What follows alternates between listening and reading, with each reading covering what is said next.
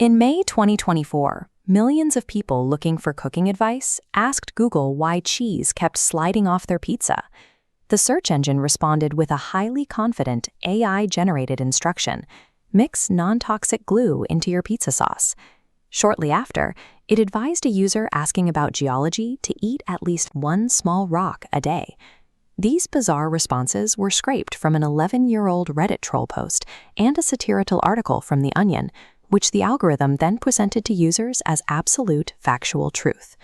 They are the earliest, most visible symptoms of what researchers call the dead internet. For decades, a search engine had a very simple, practical job. You typed in a query and it provided a curated index of links, sending you away to human-made websites to find your answer.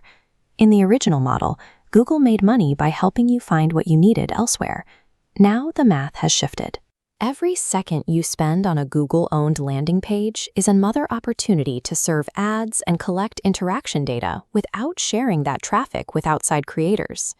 This is why the platform has pivoted to the zero-click result, using AI-generated summaries to provide all your answers up front, so you never have to leave. Take a look at this diagram breaking down current web traffic. It's split almost exactly down the middle.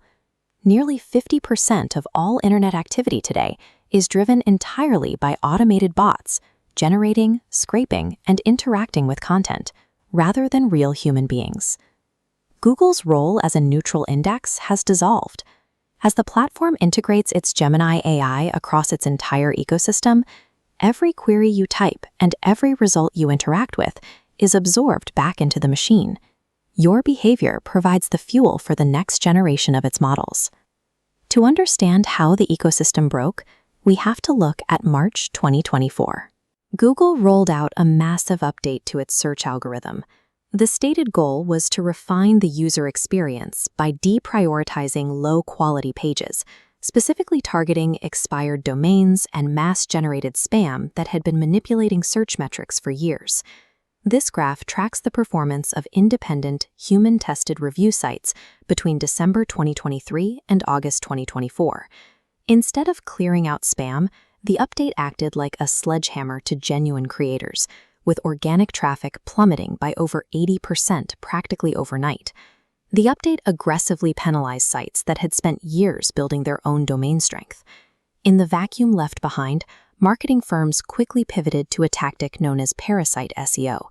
Human thought was simply too slow to compete, so they turned to automation to piggyback off the ranking power of trusted, larger platforms.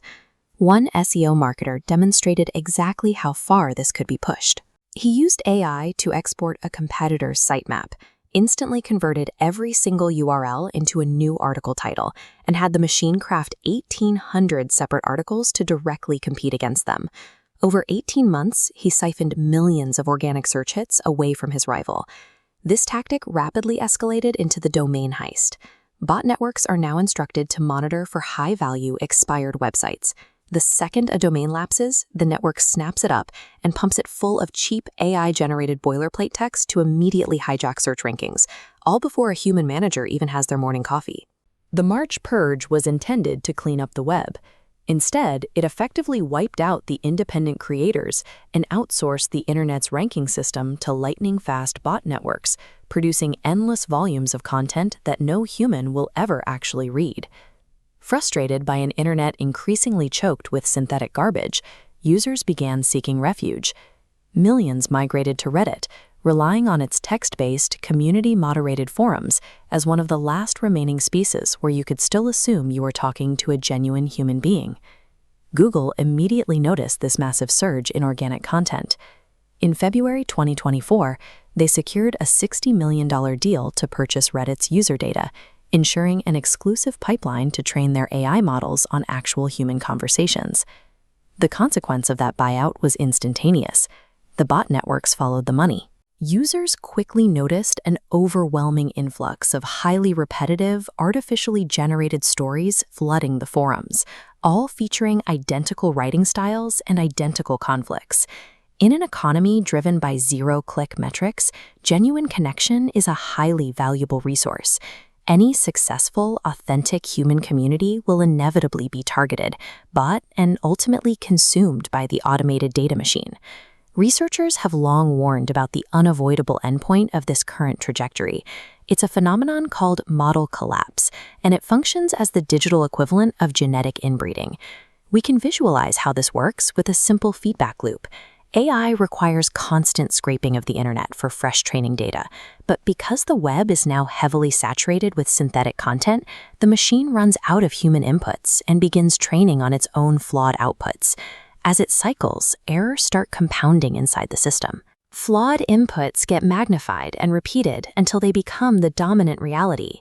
This specific decay process is the exact reason the algorithm lost its grip on reality, confidently telling users to glue their pizza and eat rocks. This reliance on a search monopoly that prioritizes retention over accuracy results in a steady degradation of human knowledge. We are forced to navigate the decaying exhaust of machines that have forgotten how to distinguish between fact and their own synthetic noise. The timeline for this decay is accelerating. European law enforcement agency Europol recently issued a stark warning. Based on current trends, up to 90% of all online content could be entirely AI-generated by the end of 2026. We are constantly reminded of the oldest rule in Silicon Valley. If a tech platform is completely free to use, you are the product being sold. A small but growing number of online veterans are already planning their exit. They are migrating away from the Google ecosystem entirely, opting to pay subscription fees for human-only, non-commercial search engines like Kagi and Marginalia, and choosing to visit independent websites directly. Surviving the dead internet requires a conscious choice. We have to actively refuse the convenience of the automated loop, or we will watch human knowledge disappear under an avalanche of synthetic noise.